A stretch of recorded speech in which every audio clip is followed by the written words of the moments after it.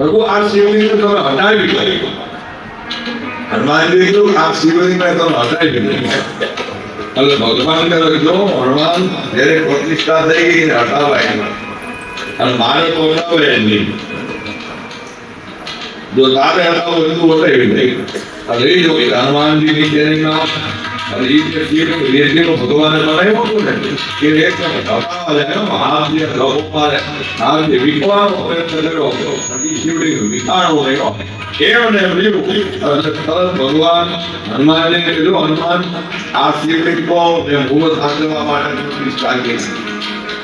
હવે ભૂત જે લાવ્યો એની પ્રતિષ્ઠા આપણે બે કરવાની.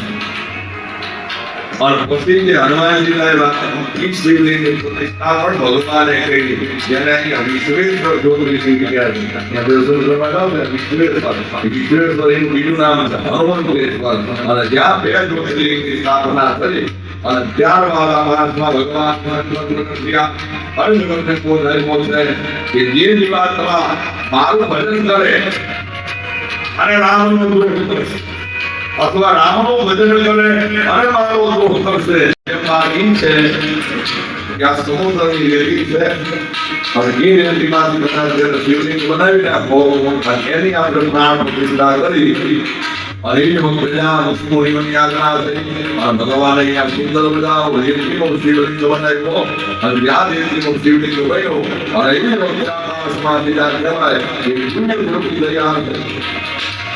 ભગવાન રુદ્રજી કહેવાય પોતાના અંશ સહિત ભગવાન શંકરજી કહેવાય કે એ રેતીના શિવલિંગની અંદર બનાવ્યા અને જ્યાં ભગવાન પ્રતિષ્ઠાનો વસ્તુ બોલ્યો અને એ વસ્તુના જયકાર થવા મળ્યો.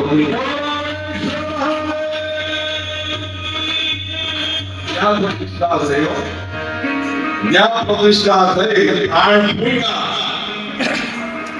અને એ જ વખતે હનુમાનજી આવ્યા હાથમાં શિવલિંગ થઈ. હનુમાનજી ભગવાનને કહ્યું પ્રભુ આ શિવલિંગ હું જોયું તો હનુમાનજી ક્યાં તો શિવલિંગ સ્થાપના થઈ ગઈ. હનુમાનજી ભગવાનને કે પ્રભુ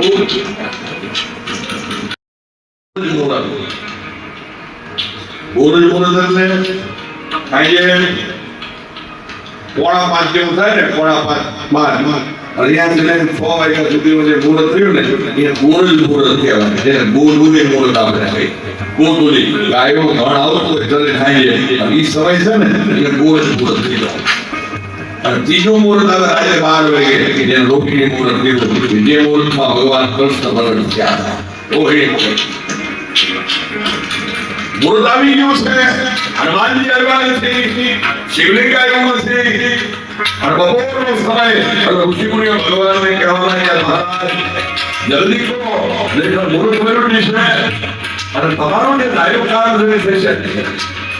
આ તો ભગવાન રામે કીધું તો કેવો માન્ય ગ્રંથો માન્ય ગ્રંથો જે આપણા રહ્યા એમાં કોઈ એવી કથા નથી. ઘણા કે રાવણ આવ્યો હતો પુષ્પો નિર્વાણમાં સીતાજી સાથે લાવ્યો વિધિ કરાવી પાછો સીતાજી આવી બધી કઈ કથા કે છે અને બધી કથાને સૌથી નહીં માની લેવાની. ઘણા હું બધી વાત કઈ વાતી માની લે ના આવું કઈ આવું ન આવ્યું હોય તો આવે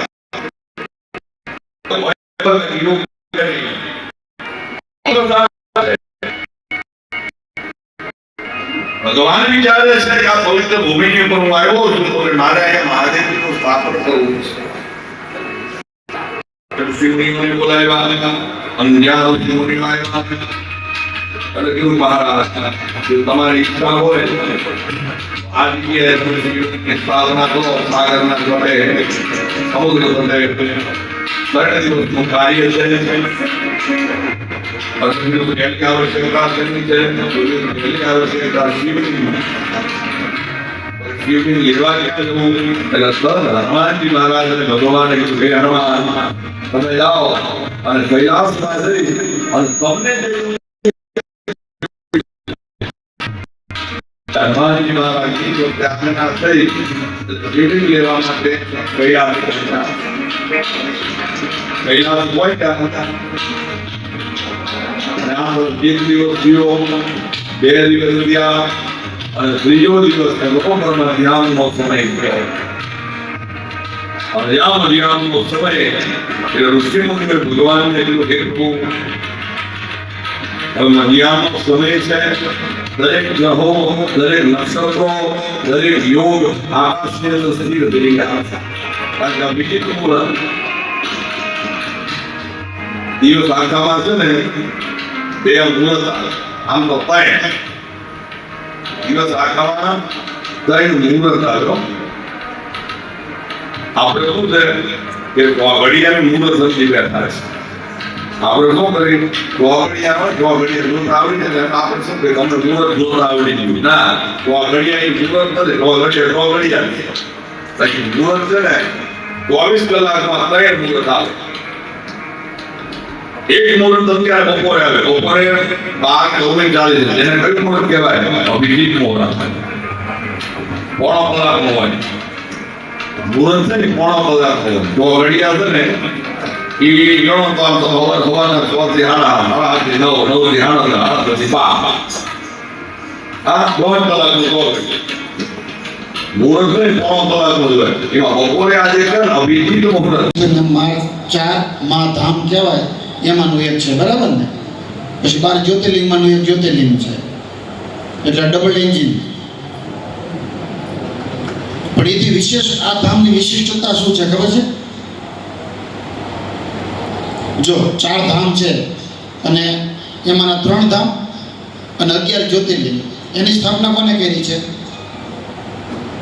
કોઈ ઋષિમુનિઓ દ્વારા થઈ છે, મહાપુરુષો દ્વારા થઈ છે, કોઈ શિવ ભગવાનના જે ભક્તો દ્વારા એની સ્થાપના થયેલી છે અને ભગવાન ત્યાં જ્યોતિર્લિંગ રૂપે પ્રગટ થઈ અને સ્થાપિત થયા છે. આવી કથા છે ને, શિવપુરાણની કથા ચાલી રહી છે. તો હજી તો જ્યોતિર્લિંગ 12 જ્યોતિર્લિંગની કથાનો પ્રસંગ બાકી હશે ને, એમાં સાંભળી લેજો. પણ આ સ્થાનની સ્થાપના કોને કરી છે? સ્વયં ભગવાને જે ધામની સ્થાપના કરી છે એ ધામની તોલ્યે, એ સ્થાનની તોલ્યે, એ મંદિરની તોલ્યે, એ મૂર્તિની તોલ્યે બીજું કયું સ્થાન હોઈ શકે? એટલે બીજા ધામ કરતાં પણ આ ધામની વિશિષ્ટતા એ પણ છે કે ખુદ સ્વયં ભગવાનને જ સ્થાપના કરેલી છે.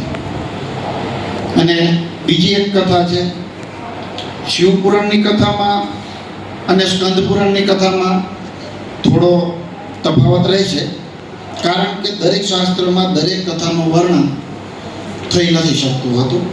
અને એકને એક જ કથાનું વર્ણન થતું હોય તો પછી અલગ અલગ શાસ્ત્રો કરવાની, રચના કરવાની એની શું જરૂર છે? એટલે કોઈ શાસ્ત્રની અંદર, કોઈ પુરાણની અંદર કયો પ્રસંગ લેવાયો છે, પછી બીજા પુરાણોની અંદર એ પ્રસંગને એકદમ સંક્ષિપ્ત લઈ અને બીજા પ્રસંગનું એમાં પ્રાધાન્ય હોય. એવી રીતે દરેક શાસ્ત્રોની કંઈક ને કંઈક વિશિષ્ટતા હોય. અને બંને શાસ્ત્રોની રચના કરનાર કોણ છે? વ્યાસ ભગવાન. ખુદ ભગવાને શાસ્ત્રોની રચના કરી.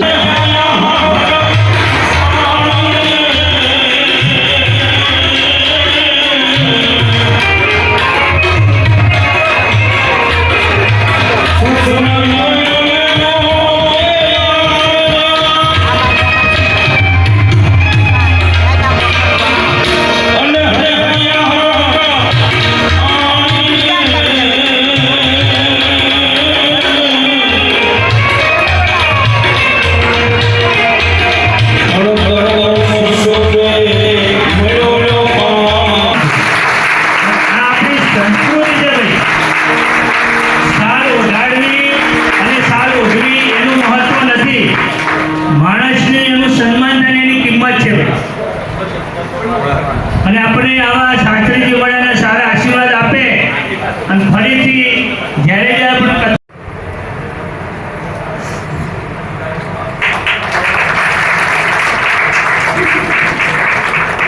આગળ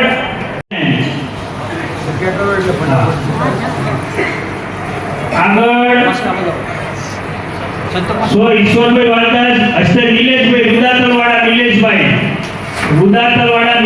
આવો.